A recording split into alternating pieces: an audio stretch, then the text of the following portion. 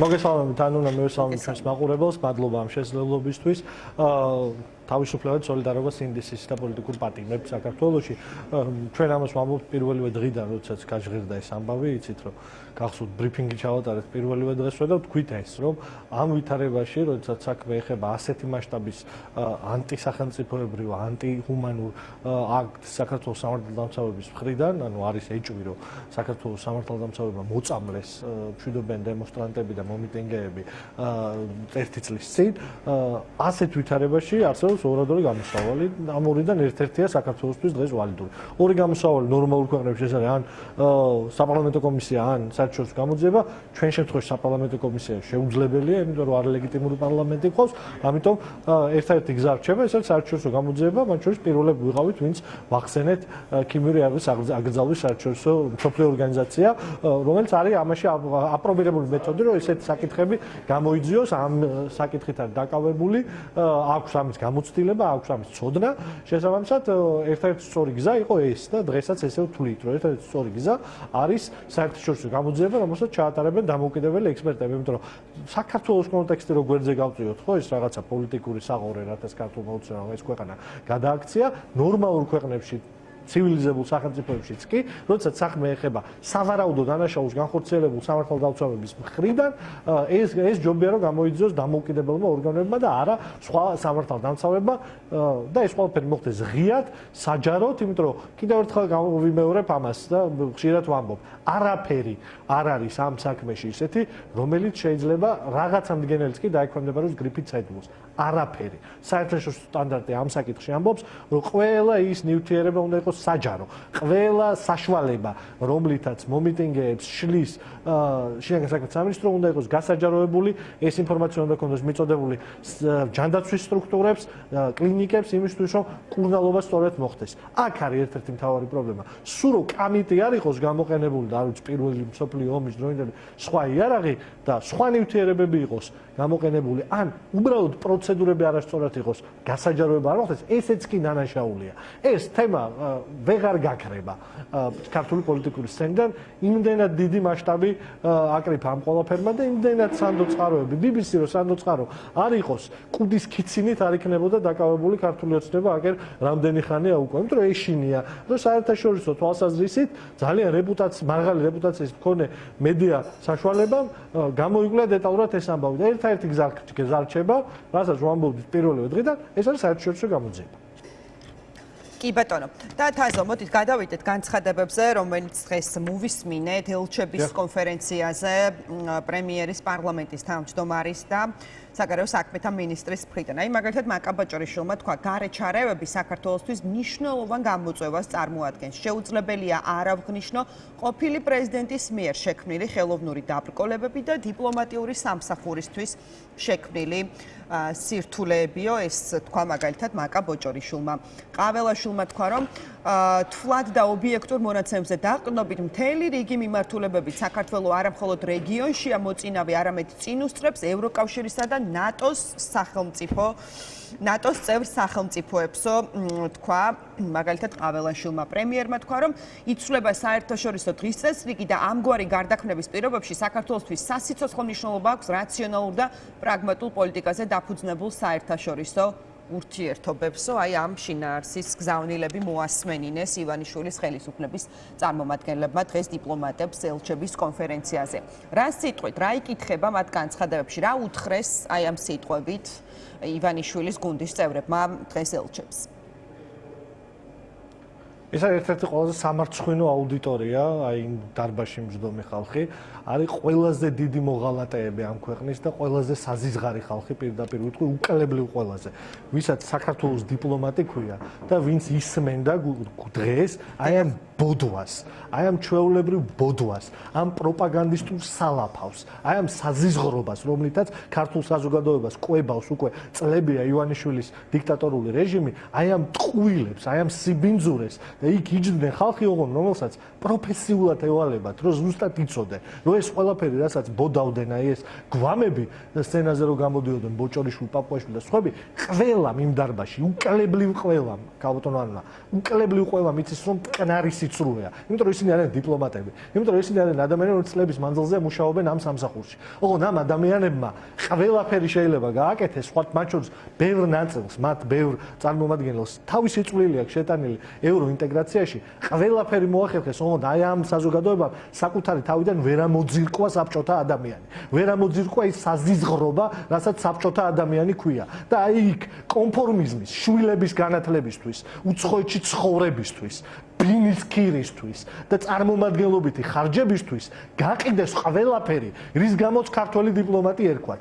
ყველაფერი სამარცხვინო არარაობები არიან. უკლებლივ ყველა ის ადამიანი, ვინც დღეს თავის თავს დიპლომატს ეძახის და აი ამ ღორობის სამსახურში დგას და ამას ისმენდა წყნარად. ჰალსტუხ მოღერებული, ფეხი ფეხზე გადადებული, ისმენდა საქართველოს მოღალატეების და მტრების აი ამ ბოდვას, რომ თურმე არსებობს რაღაცა მოცემულობა, რომელიც არის რაციონალური და რომელიც საქართველოს გზას სხვაგან ხედავს გარდა დასავლური წიაღისა. ერთადერთი რაციონალური გზა ამ ქვეყნის ეს არის, რომ ჩვენი უსაფრთხოების გარანტორები იყვნენ ჩვენი ბევრი წლის დასავლელი პარტნიორები, შეერთებული შტატები, ევროკავშირი, ნატო. საქართველო არის ფეთქებად საშიშ რეგიონში და ერთადერთი გარანტია მშვიდობის ამ რეგიონში, ერთადერთი გარანტია სტაბილურობის, ერთადერთი გარანტია იმის, რომ საქართველოს მოქალაქეებმა იცხოვრონ ღირსეულად, ეს არის უსაფრთხოების ჩარჩო, რომელსაც სამყაროში სთავაზობს შეერთებული შტატები ქვეყნებს და ეს არ შეცვლილა.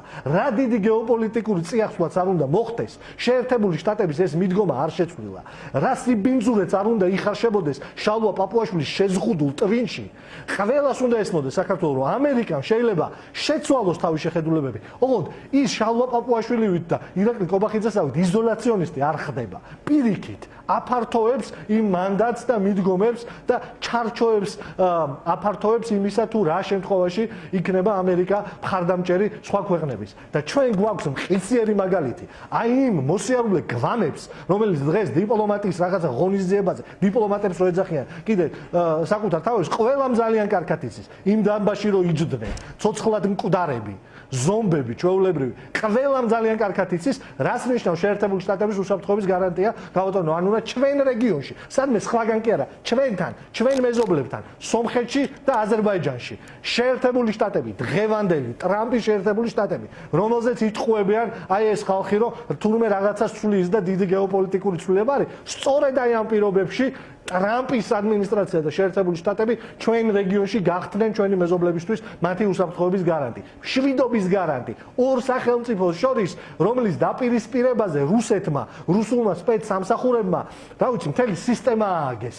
სომხურ-აზერბაიჯანულ კონფლიქტზე იყო აგებული მთელი პოლიტიკური სისტემა რუსეთის ამ რეგიონში და ისინი კი, ჩვენი მეზობლებიც კი მიხვდნენ იმოქმედეს გამოიყენეს სწორად შესაძლებლობის ფანჯარა და პუტინის ჯოჯოხეთი, რომელიც ვერავისთვის მშვიდობა ვერ იქნება, ჩაანაცვლეს შეერთებული შტატების მშვიდობის გარანტიებისთვის. და ნახეთ რა ხდება იქ, ნახეთ რა ხდება ერევანში და შეხედეთ მერე რა ხდება აქ.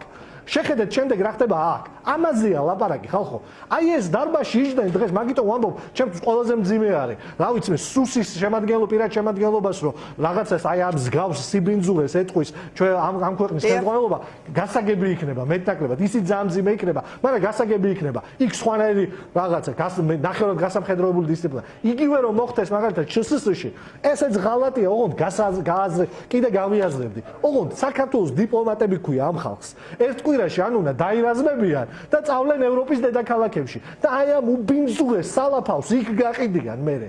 ესენი წავლენ პარიზში, ლონდონში, ბერლინში, ნიუ-იორკში, ვაშინგტონში, იქ წავლენ ესენი და აი ამით წავლენ ამ რაღაცა ბოროტი, ჯოჯოხეთური მითით, რომ თურმე ევროპა იქ სადაც მიდიან, სადაც ამ ქვეყანას წარმოადგენენ, მართულია რაღაცა არარსებული ძალების მიერ. ამას სერიოზულად ისმენდნენ, ამას თავს უკიცინებდნენ და ტაშს უკრავდნენ. ყველაზე სამარცხვინო ხალხი ხართ.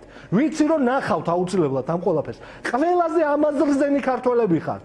ყველაზე დიდი ასოებით ჩაიწერება ამ ქვეყნის ღალატის ისტორიაში თქვენი თითოეული თქვენთაგანი სახელი და ვერც ერთი თქვენთაგანი ვერ ამოეფარება. აი ამ ვითომ შირმას, რომ თქვენ საქმეს აკეთებდით. რა არის ქართული დიპლომატიის საქმე? რომ ევროპელებს ეძახო, რომ ისინი არიან, გამყონელები ქართველების? რა არის ქართული საქმე? რომ ბრიუსელზე იძახი, რომ არის რაღაც ჯოჯოხეთური ბიუროკრატია? რა არის ქართული საქმე? რომ ბრიტანეთის ხელისუფლებაზე იძახო, რომ deep state-ის მართული არის და ლონდონში მე ჩავიდეს და თბილად დაждდეს თავის სახლში და საელჩომდე ქართველი გადასახადის გადახდელების ბენზინით ჩასხმული მანქანით იაროს. და აი ამაში ვიხდით ფულს. და ეს ადამიანები, აი ეს არარაობები პირველ ხაზში იქნებიან ღალატის სიაში.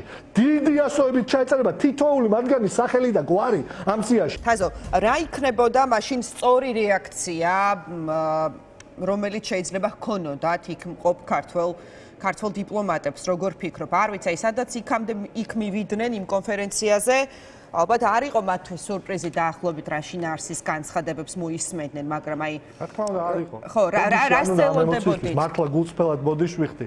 იმიტომ რომ ეს ადამიანები ჩემთვისაც და ბევრი ჩვენთაგანისთვის აქ ყველანი მათი უმრავლესობა ნაცნობები, ახლობლები, ისინი არიან. ყველასთან ერთად რაღაცა დონეზე მათ უმრავლესობასთან გვიმუშავია. მათ შორის ევროკავშირში ინტეგრაციაზე გვიმუშავია. და აი ხა ესე ზეზეულად რომ გარდაიცვალენ, ეს არის უბრალოდ იმ ემოციურად ისეთი მძიმე, აი მათი ამ უთყვის სახეების ყურება დღეს იქ ისეთი მძიმეა, ისეთი ამაზრზენია ამ ყველაფრის დანახვა, რომ უბრალოდ ძნელია ემოციის შეკავება. სწორი რეაქცია იქნებოდა ბატონი პაპასკუას რეაქცია, თარაშ პაპასკუას რეაქცია, რომელიც წამოვიდა იქიდან. სწორი რეაქცია იქნებოდა გიგი გიგიაძის რეაქცია, რომელიც წამოვიდა იქიდან. სწორი რეაქცია იქნებოდა გოჩა ჯავახიშვილის რეაქცია, რომელიც წამოვიდა იქიდან. იმიტომ რომ ნორმალური ადამიანები, რომლებსაც პატიოსნების მინიმალური განცდა აქვს, ყველა მიხვდებოდა რომ ამაში ყოფნა არ შეიძლება დიპლომატისთვის, რომელსაც თავის ქვეყანა უყვარს, რომელმაც იცის სად არის თავის ქვეყნის სწორი მომავალი, ის აქ ვერ უნდა გაჩერდეს. ამიტომ ამბობ, რომ ეს ხალხი ამ ხალხზე ჩემთვის ხაზია